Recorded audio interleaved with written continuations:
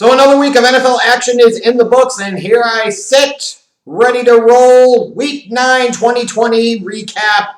Let's have at it. All started on Thursday night as the Packers took on a decimated by injury 49ers team. Aaron Rodgers, 4 touchdown passes, helped the Pack easily get past San Francisco 34-17. When you shift over to the Sunday action, the Falcons jumped out to a big lead on the Broncos and, of course, did what they try to do best, which is make it interesting, let the Broncos creep back into the game, but they had enough to hold them off. Falcons win 34-27.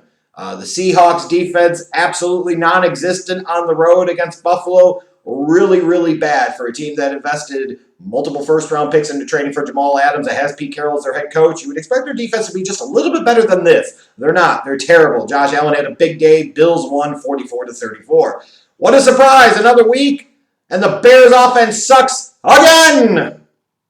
Wasn't pretty for Tennessee, but they had enough. Even though they let the Bears score a couple of garbage time touchdowns, which is Bears offense is prone to do, Tennessee gets a nice bounce back win for themselves after losing 2 straight games, winning 24-17. The Ravens defense played tough, and they overwhelmed the Colts. Phillip Rivers in that Colts offense looked really bad, in particular in the second half. Ravens winning 24-10. Run CMC's return was short because apparently now he's already out for Week 10. Who knows when he'll play again. But he had a nice day, but it wasn't quite enough. While the Panthers were pesky, the Chiefs had more than enough. Travis Kelce had a big day as a receiver. Chiefs end up winning 33-31. Alex Smith comes in for an injured Kyle Allen, tries his best to rally Washington, but 3 picks really ultimately submarine their chances. Giants sweep the season series, holding off Washington for a 23-20 win. The Texans defense tried to make Jake Luton look as good as he possibly could in his first NFL start. This game was way too close for the Texans. Their defense tried to blow it, but they had just enough to hold on, moving past the Jags 27-25. Justin Herbert throws for over 320 yards and 2 touchdowns, but it wasn't enough to overcome the Raiders. Vegas wins 31-26, and all of a sudden they're sitting there at 5-3, and nobody is talking about them. Pittsburgh did exactly what I expected them to do. Go on the road against a really bad Cowboys team and struggle mightily. They did. But luckily for them, Big Ben goes 306 yards, 3 touchdowns. They have enough to come back and win late, hold off the Cowboys 24-19. Dolphins, in one of the more impressive performances of the day, in terms of their competition, who they were facing, used 10 straight fourth quarter points to overcome Kyler Murray's big day, especially on the ground, going over 100 yards rushing. Dolphins beat the Cardinals 34-31, and all of a sudden now you're 2-0 under Tua. Tua time not looking so bad. He certainly played better this past Sunday than he did in his debut against the Rams. I don't know what the hell happened with Tampa, but they didn't show up on Sunday night a lick. It's just stunning. That Saints defense was dominant, made Tom Brady look bad. The Bucs defense, I don't know what the hell they were doing in their secondary in terms of their strategy against Drew Brees. It's an adventure anytime he throws the ball over 5 yards, so stop playing off the receivers. It's crazy to me. Saints absolutely slaughtered the Bucs 38-3. And then on Monday night, it almost felt like a mini tankathon game. Every time a team got an advantage, they're like, nope, it's a penalty. We're going to do something. We're trying to lose this game. All that happened, though, was the Gases are going to Gase. Jets going to Jets. They pissed away a double-digit fourth quarter lead. Patriots end up kicking a game-winning field goal as time expires, beating New York on Monday night 30-27.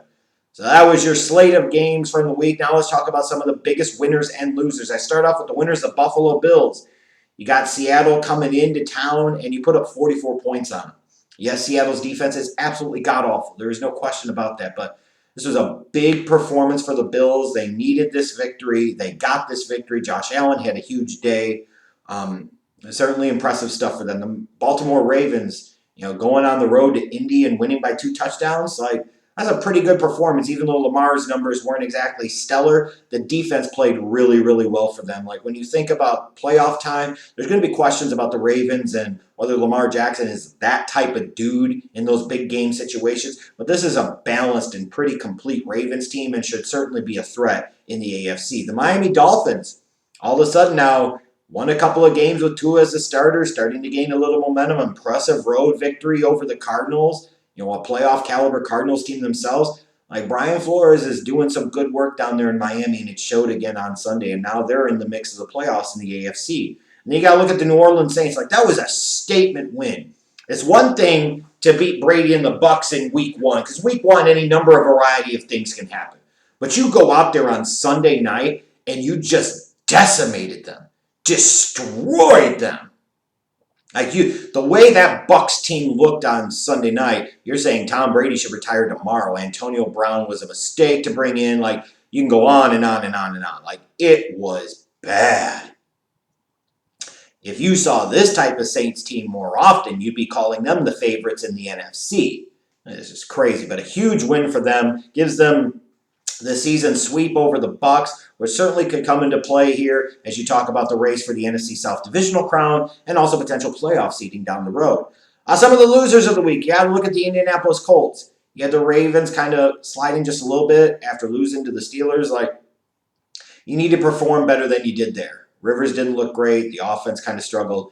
10 points against the Ravens. You can't go into these games against quality opponents and only put up 10 points. You just can't. So that's a loss that's going to hurt the Colts a little bit. Then you look at the Chicago Bears. You could look at the final score and say 24-17. Well, was a close game? No, it wasn't. The Bears scored 2 garbage time touchdowns in the fourth quarter. They were down 24-3 at one point. In a game coming off of 2 straight losses against a team in the Titans who themselves are coming off of 2 straight losses, to come out there and lay the absolute abortion of an offensive egg that you did, there is absolutely no excuse. This is a Bears team that was a fluky 5-1, and I've talked about it ad nauseum on this channel for weeks, just how you shouldn't buy into the BS. But now all of a sudden, they go from 5-1 to now they're 5-4, and at the moment, they're on the outside staring in of an expanded NFC playoff picture. It's a big loss for them. And then the Tampa Bay Buccaneers. It's one thing to lose to the Saints. It's another thing to get boat raced and embarrassed in prime time on Sunday night. You're hyping up this big showdown between Brady and Breeze, and it never manifested. Brady was the one that looked washed. This Bucs team that you was thinking, hey, this team's really starting to put it together, they got embarrassed. Embarrassed. And you wonder if this is the type of loss that sticks with this team mentally later on in the season. In terms of game balls to give out for the week, quarterback, I'm going to go with Josh Allen. This is a must-win game for the Bills just from a psyche standpoint, from a, looking towards the second half of the season standpoint, quality opponent coming into your place. And Allen delivered 415 yards, passing 3 touchdowns, threw in a rushing touchdown. When we talk about the MVP candidates, if you watch this game, you'd think Josh Allen was more the MVP candidate than Russell Wilson was. Just saying. Running backs, I look at Dalvin Cook. This is a dude here heading towards first-team All-Pro this year. 206 rushing yards, 2 touchdowns. This is mighty impressive stuff. And, of course, he's putting up big numbers, and the Vikings are starting to figure themselves out just as they're getting ready to face the Bears on Monday night. Yeehaw. When I look at wide receivers, could have went in a variety of different directions. I'll go with Jacoby Myers. Had 100 yards receiving for the Patriots, and their win over the Jets on Monday night actually was 12 receptions for 169 yards. That could be a big moment, a big turning point in the Patriots season, or it may not be. They struggled to beat the Jets. That's embarrassing. That's really bad. I guess Belichick isn't such the genius this year after all, is he? Just saying. And then you look at that Saints defensive performance. Only allowed 217 yards, forced 3 interceptions of Brady, only gave up 3 points in prime time against another playoff team. That was some heady stuff. That was some quality, impressive stuff that Saints defense did.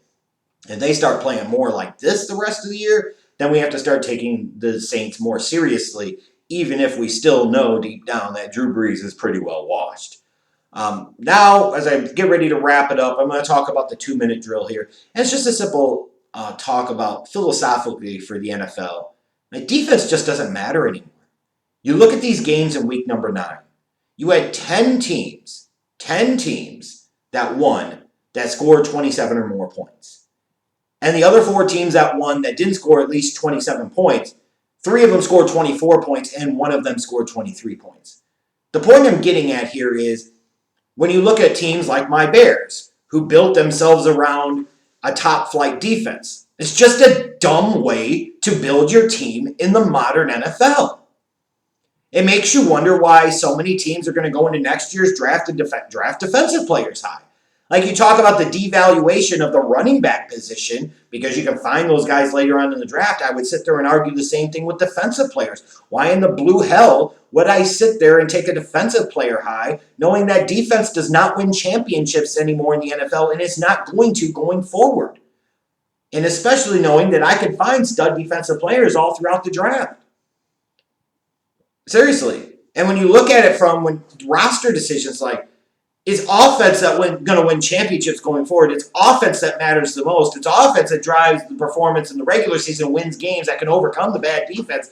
Bad defenses can only overcome, or great defenses can only overcome, but so much when it comes to incompetent offensive performance. See the Chicago Bears. Personally, I would much rather have an offense first team than a defense first team. That's the modern NFL. And it's going to be interesting to me for seeing the next couple of years, like how organizations adjust to this.